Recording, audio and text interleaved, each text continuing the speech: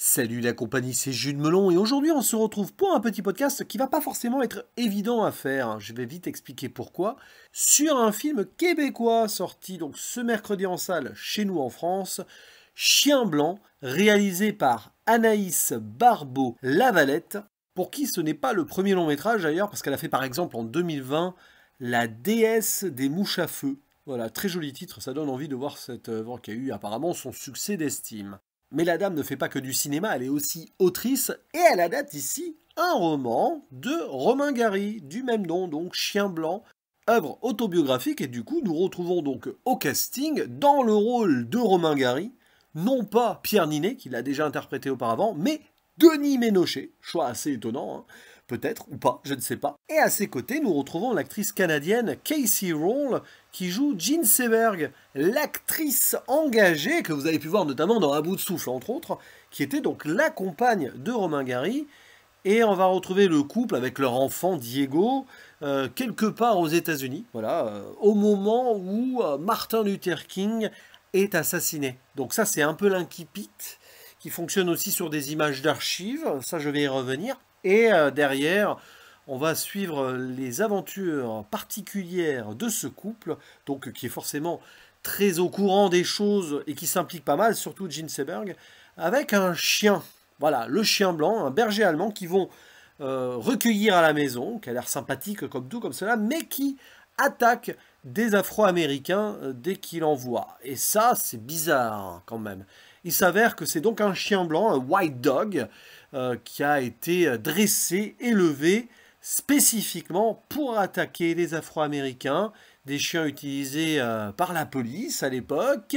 Et c'est une tradition terrible hein, qui remonte à l'esclavage, évidemment. Donc forcément là, derrière, il y a toute une sorte de réflexion sur la ségrégation à l'époque, à un moment où la lutte se fait, on va dire, critique, suite donc à l'assassinat de Martin Luther King. Et on va suivre pas mal de choses, notamment sur comment changer un petit peu ce chien pour montrer qu'il est la résultante ultime de la bêtise humaine et qu'il n'y a pas de fatalité. Voilà, on peut faire évoluer les choses avec un discours très auteuriste forcément, puisque ça adapte un roman qui était en pleine réflexion là-dessus. Et on va se concentrer quand même beaucoup sur le couple Gary Seberg et sur leurs dilemmes, sur leurs hésitations ou pas. Enfin, c'est un peu plus complexe, puisque d'un côté, on a Jean Seberg qui est donc à fond militante et tout, mais après la mort de Martin Luther King, forcément, les Afro-Américains qui veulent, on va dire, durcir leurs propos, n'acceptent plus trop qu'une blanche, hein, tout simplement, soit avec eux. Enfin, c'est pas forcément vu d'un bon œil. À côté de cela, vous avez un jeune Afro-Américain qui est amoureux d'une blanche américaine, alors qui est considéré comme un traître. Enfin, il y a plein de petits trucs comme cela. On ne sait pas trop sur quel pied danser. À l'image d'un film d'ailleurs qui va donc dans le côté fiction romancée du livre, tout en y incorporant des images d'archives et en rejouant aussi certaines scènes. Alors je ne sais pas si elles se sont passées dans la réalité ou si elles ont été imaginées dans le roman. Il y en a une, à un moment, avec une petite fille, enfin une jeune adolescente en tout cas, qui meurt suite à certaines choses. Je crois que ça a été romancé, mais je ne sais pas si ça vient du film lui-même ou donc des écrits de Romain Gary, parce que je n'ai pas lu Chien Blanc. Ça donne envie d'ailleurs de lire le bouquin, au final. Mais le film en lui-même s'avère très frustrant me concernant. Alors oui, ça permet de s'intéresser à cette histoire, de se plonger ou se replonger dans cette époque, surtout pour les non-initiés. Mais le souci, c'est que j'adhère pas trop au choix formel qui, du coup, pour moi, ne dénature pas le fond, parce qu'on voit que c'est un film engagé et important, qui dénonce certaines choses, qui fait même un écho avec ce qui s'est passé récemment à la fin, un peu comme Spike Lee l'avait fait à la fin de Black Klansman d'ailleurs, mais bon, passons, il n'y a pas de spoiler. Hein. Mais je trouve que si, on va dire, l'envie de faire passer un message est là, et c'est indéniable, la puissance du fond est pour moi assez édulcorée, parce qu'on va forcément se concentrer sur les atermoiements de ces artistes et trop se concentrer sur eux, même si c'est normal, puisque c'est l'adaptation d'un roman où, à mon avis, Romain Gary met beaucoup de lui dedans. Et il questionne cette Amérique-là qui se divise de plus en plus sur cette bêtise humaine, en fait, hein, qui, de facto, dans la tête de certaines personnes, veut séparer les blancs et les noirs, alors qu'on est tous des êtres humains, à l'image de ce chien lui-même, à qui on a appris que c'est deux styles de personnes différentes, alors que ce n'est pas le cas, vous voyez. Mais, du coup, on passe un petit peu à côté du pourquoi, du comment. Limite, à certains moments, le film ferait presque l'erreur de pointer du doigt les Afro-Américains qui veulent pas forcément que les Blancs américains les aident dans leur cause. Alors que, vu ce qui s'est passé, vu ce qu'on dit au début, c'est quand même logique. Et pourtant, le film là-dessus est un peu ambigu parce que, certes, il y a des images d'archives au début, on annonce la mort de Martin Luther King, c'est assez terrible. Après, on va dans ce taxi où on voit Romain Gary qui l'apprend à la radio et un chauffeur donc qui est afro-américain, qui est très stoïque là-dessus et qui refuse la charité derrière. Il y a un petit truc un peu malsain là-dessus, mais où Romain Gary comprend lui-même la puissance du drame.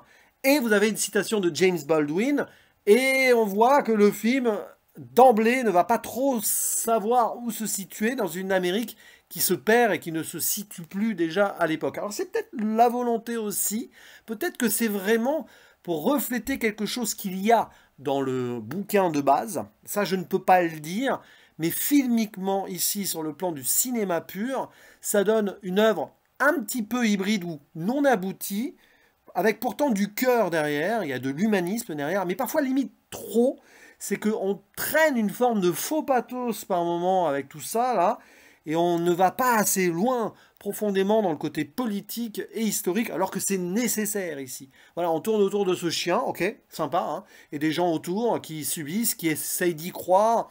Peut-être qu'à un moment, il va falloir l'abattre ou le rééduquer, c'est compliqué. Mais c'est très anecdotique, en fait, par rapport au reste autour, qui nous est montré, hein. Voilà, il y a des scènes qui sont fortes, qui sont puissantes, mais très vite, elles sont contrebalancées par la place de cet auteur et de cette actrice engagée, au milieu. Et on sent d'ailleurs qu'ils ne sont pas à leur place. C'est peut-être ça aussi l'idée, que le film ne sait pas où trouver sa place, par définition. Donc évidemment, je pense que c'est le geste que la réalisatrice a voulu produire là. Elle a coécrit le scénario d'ailleurs. Hein, et ça ne fonctionne pas, selon moi. Je ne sais pas si en fait, cette adaptation-là, telle qu'elle est très proche, je pense, du matériau de base, pouvait fonctionner ainsi au cinéma, parce que c'est un peu timoré, parce qu'il y a des moments où ça prend son temps, des beaux plans, hein, en soi, franchement, elle s'est réalisée.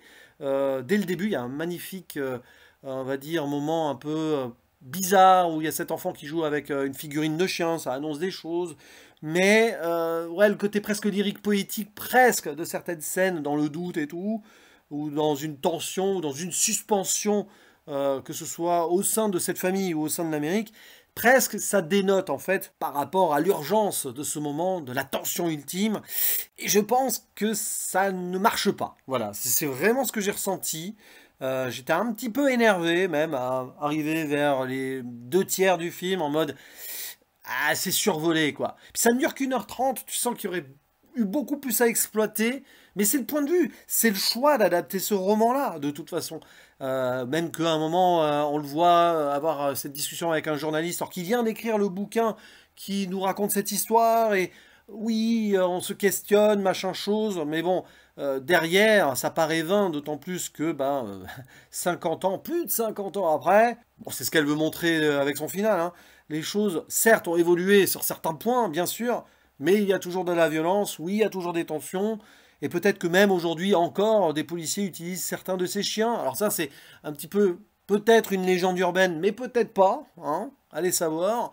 Après tout, tout est possible en Amérique. Voilà, donc c'est pas un pétard mouillé, mais pas loin quand même, hein, pas loin malheureusement, parce que le sujet traité ici est grave et important. Alors certes, il y a une belle volonté derrière d'Anaïs Barbeau-Lavalette. En tant que telle, je salue sa tentative, mais pour moi, c'est pas vraiment réussi. Même Denis Ménochet, je ne l'ai pas trouvé, on va dire, aussi marquant que d'habitude dans divers rôles, hein, parce que là, forcément, il est en retenue. Mais même dans d'autres films où il était plus en retrait, il y avait cette force. Là, je trouve un peu moins. Et Casey Role en Gene Seberg, ça ne marche pas toujours, il faut l'avouer. Voilà, donc, Chien blanc, faites-vous votre propre avis quand même, hein. Allez voir cela en salle si vous le pouvez, parce que il y a une honnêteté de travail derrière et que c'est toujours important de remettre cette période de l'histoire en avant, quitte à justement s'intéresser plus à ce qui s'est vraiment passé ou pas, et surtout au bouquin peut-être de base, je ne sais pas. N'hésitez pas à dire d'ailleurs en commentaire si vous avez lu le livre et si vous avez vu le film, si vous avez pu faire cet exercice de parallèle, eh bien peut-être que vous pourrez d'ailleurs me contredire sur certaines choses aussi, je ne sais pas, hein. Et si vous avez apprécié le film, ça m'intéresse d'autant plus vos arguments ci-dessous. Je vous dis à la prochaine, ciao.